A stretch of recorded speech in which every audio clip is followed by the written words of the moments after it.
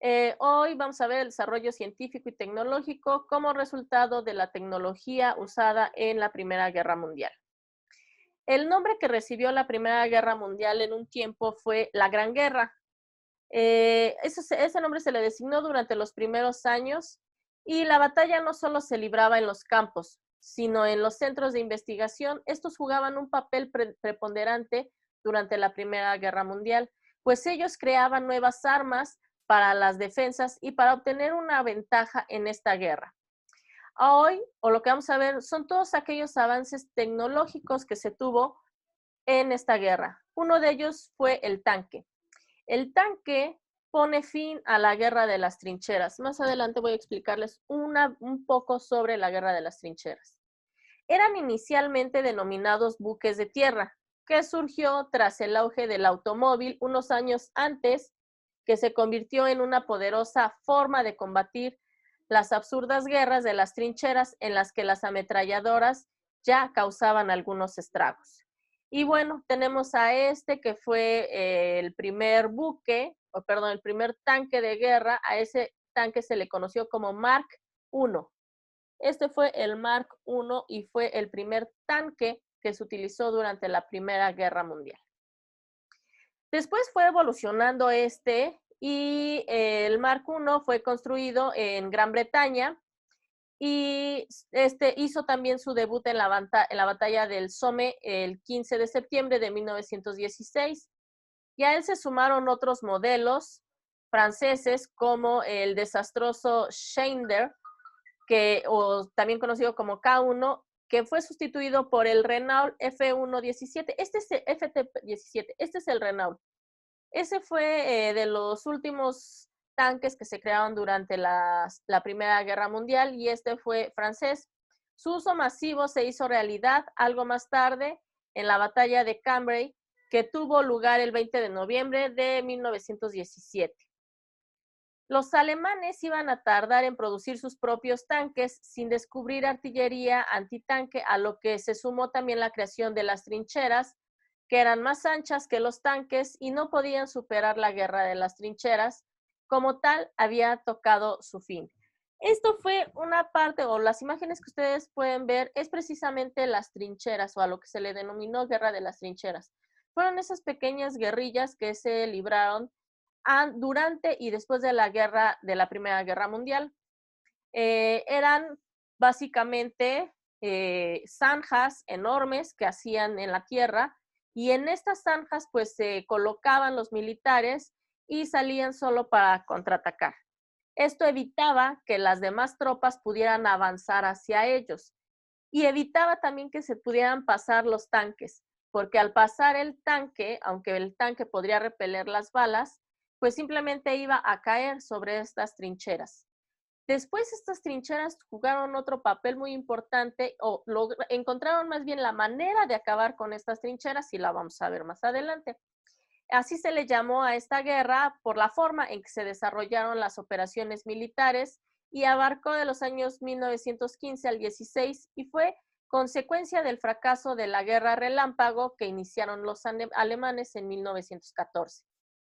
Bueno, pues los alemanes, una vez que habían fracasado, su ofensiva había fracasado, adoptaron una estrategia defensiva y se atrincheraron en el frente occidental, tratando de proteger su posición, es decir, ellos ya no estaban atacando, ellos estaban defendiendo. Y se les ocurrió esta idea de hacer precisamente estas zanjas para evitar que los atacaran. ¿Cómo se pone fin o cómo logran por fin acabar con este famoso o estas famosas trincheras que ni los tanques más poderosos podían acabar? Pues fue precisamente con el lanzallamas y algunos gases venenosos. Ahorita vamos a ver los lanzallamas. Los lanzallamas pues eran una especie de equipamiento que portaban los militares con una especie de manguera y tubo que al activarla pues sacaba lumbre. Esto lo hacían para acercarse.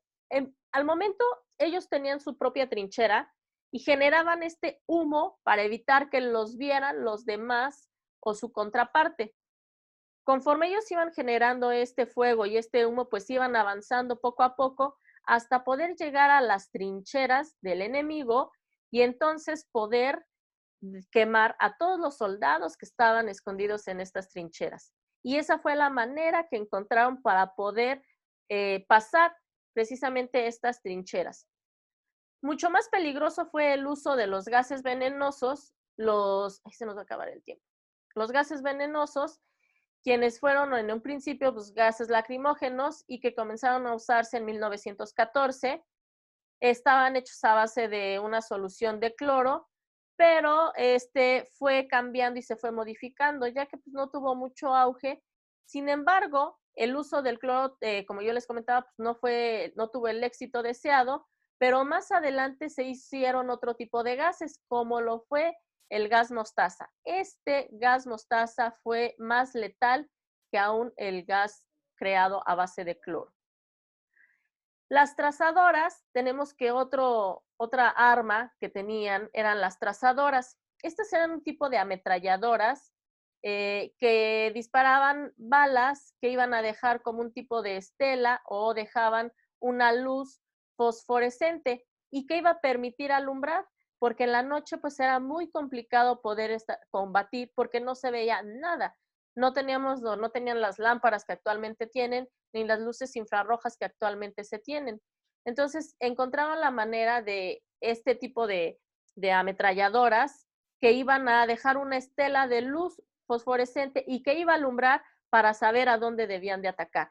Esto también lo ocuparon, también se ocupó por medio de aviones que iban a alumbrar precisamente el lugar a atacar. Los aviones también jugaron un papel importante en la Primera Guerra Mundial y de ellos hubo muchos avances. Empezaron utilizando las trazadoras, personal que iba llevando las trazadoras, pero pues los derribaban, ¿no? Con sus propios armamentos derribaban estos aviones. Después encontraron una manera de que en las aletas se pusiera una especie de cañón para que fuera soltando las balas, pero esto provocaba muchos accidentes, pues muchas veces se atoraba con las hélices de los aviones, hasta que encontraron la manera pues de modificarlo y de que se pusiera este tipo de mecanismo en el tronco del avión y ese ya no se iba a atorar. Después a estos aviones pues se les agregó algo que fueron los radiotelégrafos y fue así como iniciaron las nuevas torres, o lo que ahora conocemos como las torres. Pues ellos ya podían comunicarse vía radio con las torres para saber exactamente a cuántos kilómetros o a qué latitud debían de atacar. Otro factor importante u otra arma fundamental fueron los submarinos. Durante la guerra que enfrentó Rusia y Japón en los años de 1904 y 1905 fue cuando surgieron estos submarinos. Sin embargo, fue hasta la Primera Guerra Mundial cuando estos modernos submarinos fueron realmente efectivos con la proliferación durante los primeros años del siglo XX. Este fue un arma fundamental para derribar aquellos tanques de guerra de sus contrincantes. En los submarinos militares alemanes, denominados U-Boats, tuvieron mucho éxito destruyendo más de la mitad de los submarinos británicos transportados por mar.